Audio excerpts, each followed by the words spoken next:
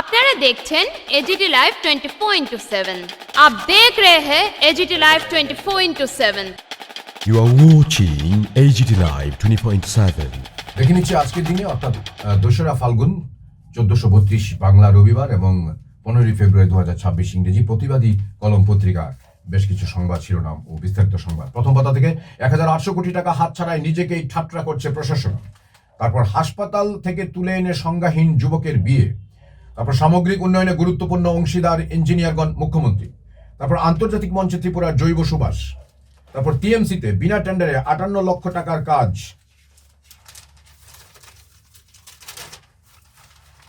প্রতিবাদী কলম 2 পাতা, এখানে সবন্ধ রয়েছে সমৃদ্ধি এবং নীতিক জ্ঞান। তারপর সম্পাদকের সোজা সাপটা দুর্নীতির কারখানা, জনচেতনা রয়েছে হামলার ছায়া, সাংবাদিকতা, ত্রিপুরার বর্তমান বাস্তব। আজকের লেখাটি আমাদের সাংবাদিক বন্ধুদের জন্য, যাঁরা ঝড় তুফান, পাহাড়ি দুর্গম পথ, রাজনৈতিক চাপ সবকিছুকে উপেক্ষা করে মানুষের কণ্ঠস্বরকে পৌঁছে দেন জনতার দরবারে। হাতে ক্যামেরা, কলম আর মাইক্রোফোন, এটাই তাঁদের অস্ত্র। কিন্তু আজ সেই অস্ত্রধারীরাই যেন সবচেয়ে অসহায়। প্রশ্ন উঠছে, ত্রিপুরায় কি সাংবাদিকতা এখন সাহসিকতার পেশা নয়, বরং আত্মত্যাগের প্রস্তুতি? ত্রিপুরায় রাজনীতির পালাবদলের পর থেকেই এক অদ্ভুত দৃশ্য ক্রমশ স্পষ্ট হয়েছে। সংবাদ সংগ্রহ যেন আর নিছক পেশাগত দায়িত্ব নয়, বরং ঝুঁকিপূর্ণ অভিযাত্রা। মাঠে নামলেই শঙ্কা, কোথা থেকে কখন কে আক্রমণ করবে। সামাজিক মাধ্যম থেকে সরাসরি রাস্তায় হুমকি যেন এখন সাংবাদিকদের নিত্য সঙ্গী।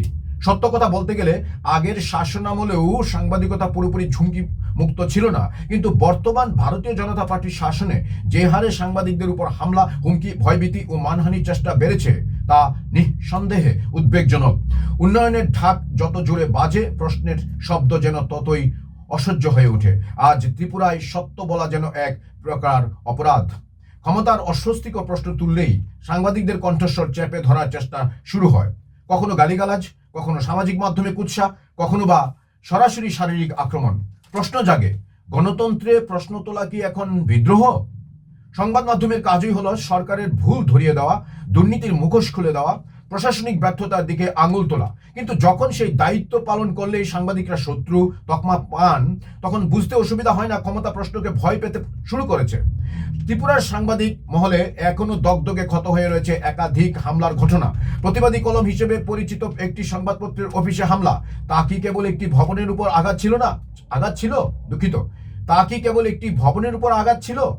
না, তা ছিল মত প্রকাশের স্বাধীনতার উপর সরাসরি চড়াও হওয়া।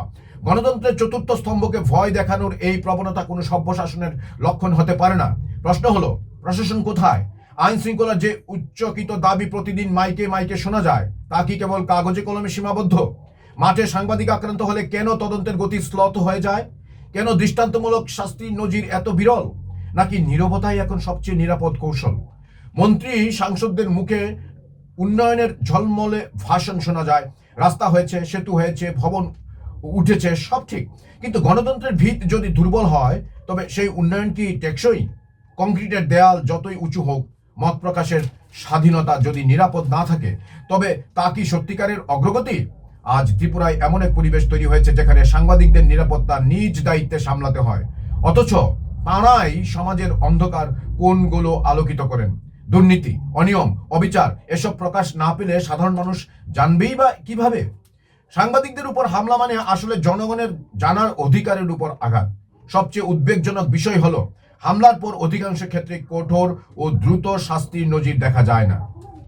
ফলে হামলাকারীরা বার্তা পেয়ে যায়, ভয় দেখাও, কিছুই হবে না। এই বার্তাই সবচেয়ে বিপজ্জনক, কারণ তা আইনের শাসনের প্রতি মানুষের আস্থা নষ্ট করে। শেষ পর্যন্ত প্রশ্ন একটাই, ত্রিপুরায় কি সত্যি গণতন্ত্রের সব স্তম্ভ সমানভাবে শক্তিশালী, নাকি চতুর্থ স্তম্ভকে দুর্বল করে বাকিদের শক্তিশালী দেখানোর এক অদ্ভুত প্রয়াস চলছে? যদি সরকার সত্যিই গণতন্ত্রে বিশ্বাস করে, তবে সাংবাদিকদের নিরাপত্তা নিশ্চিত করা শুধু প্রশাসনিক দায় নয়, নৈতিক দায়িত্ব। ইতিহাস কিন্তু নির্মম। সে মনে রাখে কে কলম ভাঙার চেষ্টা করেছিল আর কে কলমের পাশে দাঁড়িয়েছিল। ত্রিপুরার মানুষ আজ উত্তর চাইছে, প্রশ্ন করা কি অপরাধ, নাকি প্রশ্নের ভয়ই প্রকৃত দুর্বলতা? বিজেপির ঘুমন্ত সরকারের ইতি নাম প্রকাশে অনিচ্ছুক। একই পাতা আরো কিছু সংবাদ শিরোনাম রয়েছে। ভারত আমেরিকা ট্রেড ডিল দেশের কৃষকদের জন্য হবে সর্বনাশা, আ.ফ.ম. ইকবাল। প্রতিবাদী কলম তারপর 3 পাতায় বেশ কিছু সংবাদ রয়েছে। এখানে মুখ্যমন্ত্রীকে কেন্দ্র করে উত্তর পূর্বাঞ্চলের বিকাশে সর্বাধিক গুরুত্ব দিয়েছেন প্রধানমন্ত্রী মুখ্যমন্ত্রী। চাপ নেওয়ার প্রয়োজন নেই বললেন মুখ্যমন্ত্রী। খড়ের কুঞ্জে রহস্যের আগুনে ক্ষতিগ্রস্ত কৃষক। তারপর অভূতপূর্ব অবস্থান।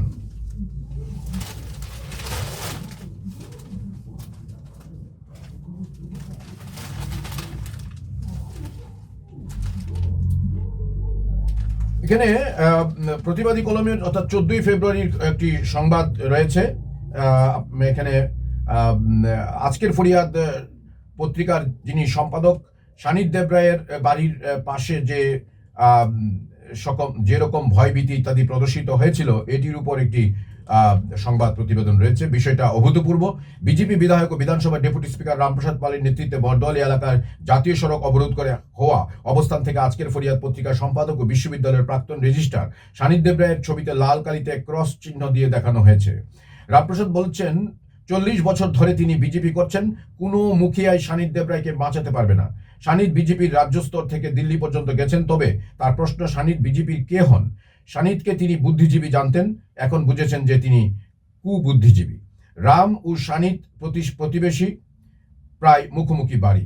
এই ঘটনার পরে সাংবাদিকদের একটি দল পুলিশ সদরে ডিজিপির সাথে কথা বলেন ও সানিদ দেবরায়ের নিরাপত্তার ব্যাপারে সওয়াল করেন। দিন কয়েক আগে সাংবাদিকদের উদ্যোগে রামপ্রসাদ পাল ও মথা বিধায়ক রঞ্জিত দেববর্মার বিরুদ্ধে অবস্থান করেছেন। প্রণব পুলিশ সদর থেকে বেরিয়ে বলেন যে ডিজিপি ব্যবস্থা নেওয়ার প্রতিশ্রুতি দিয়েছেন। সানিদ দেবরায়ের বাড়ির সামনে পুলিশ গার্ড বসেছে। প্রণব আরও বলেছেন যে পুলিশের প্রতিশ্রুতিতে তারা পাল্টা কর্মসূচি নেননি ও পুলিশ সামাজিক মাধ্যমে সাংবাদিকদের নিরাপত্তার ব্যাপারে বিবৃতি দেবে। পুলিশ বিবৃতি দিয়েছে, সেখানে সানিদের বাড়ির সামনের ঘটনা নিয়ে কিছু উল্লেখ করেননি। সাংবাদিকরা সোশ্যাল মিডিয়ার অপব্যবহার নিয়ে বলেছেন ও তা নিয়ে ব্যবস্থা নেওয়ার হবে বলে বার্তা দিয়েছে। ঘটনা পরম্পরা ইঙ্গিত করে যে অন্তর্কোন্দল থাকতে পারে এমন অভিযোগও উঠে এসেছে। Press release. আজ সকালে বরদোয়ালি মিলন সংঘস্থিত অ্যাসেম্বলি অব জার্নালিস্টসের এউজের সাধারণ সম্পাদক তথা বিশিষ্ট সাংবাদিক ও আজকের ফরিয়াদ পত্রিকার সম্পাদক সানিদ দেবরায়ের বাড়ির সামনে রাজপথ আটকে সূর্যমণিনগর বিধানসভার বিধায়ক রামপ্রসাদ পালের নেতৃত্বে যে ন্যাক্কারজনক ঘটনা সংঘটিত হয়েছে, এউজে এর তীব্র নিন্দা ও ধিক্কার জানাচ্ছে।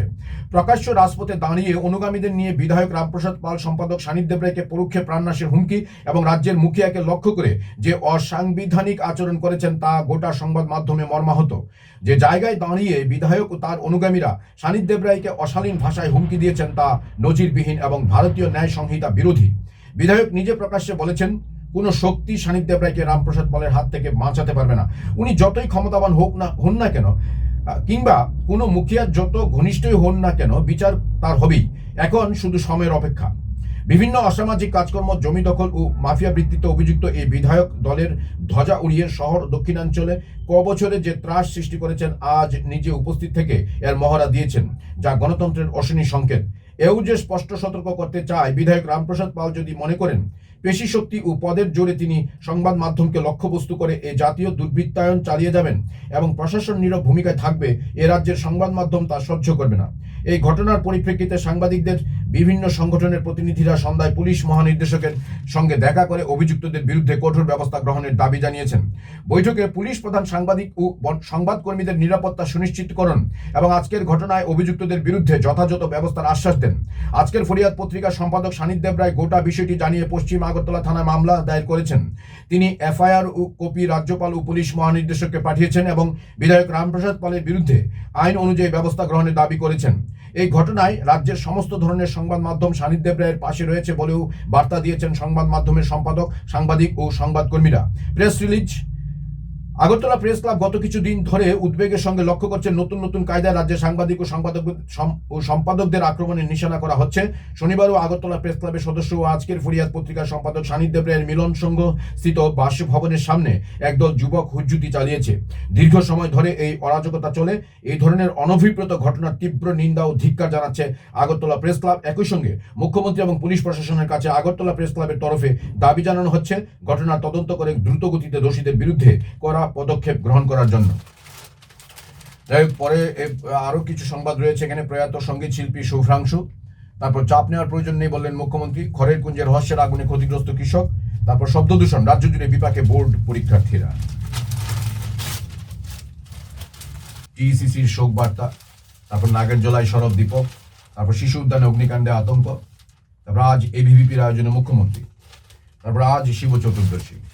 5 পাতায় রয়েছে সময়ের সাথে সাংবাদিকদেরও আপডেট থাকতে হবে। মুখ্যমন্ত্রী। সংবাদপত্র হচ্ছে সমাজের আয়না। বর্তমান যুগ এআই এর যুগ, ইন্টারনেটের যুগ, গ্লোবালাইজেশনেও চলে এসেছে। তাই সাংবাদিকদেরও আপডেট থাকতে হবে। বর্তমান সময়ের সাথে সামঞ্জস্য রেখে সততা ও নিষ্ঠার সাথে সংবাদ পরিবেশন করতে হবে। আজ আগরতলার শহীদ ভগৎ সিং যুব আবাসের কনফারেন্স হলে ত্রিপুরা ওয়ার্কিং জার্নালিস্ট অ্যাসোসিয়েশনের দুদিনব্যাপী দ্বিবার্ষিক রাজ্য সম্মেলন ও সাংবাদিক কর্মশালায় উদ্বোধন করে একথা বলেন মুখ্যমন্ত্রী প্রফেসর ডক্টর মানিক শাহ। এবছর এই সাংবাদিক কর্মশালার মূল থিম পরিবর্তনটাকে গ্রহণ করুন। তারপর লেকচমনি বাজারের পাশে আগুন। তারপর উদয়পুরে আসছেন অখণ্ড সংগঠনের সংঘপ্রধান দাদামণি। তারপর এখানে রোমান স্ক্রিপ্টের দাবিতে মানববন্ধন ইত্যাদি সংবাদও গুরুত্ব পেয়েছে প্রতিবাদী কলমে। প্রতিবাদী কলম, তারপর রয়েছে ছয়ের পাতা বেশ কিছু সংবাদ, আইনজীবীদের মহারণে 92% ভোট। তারপর লোক আদালতে মীমাংসা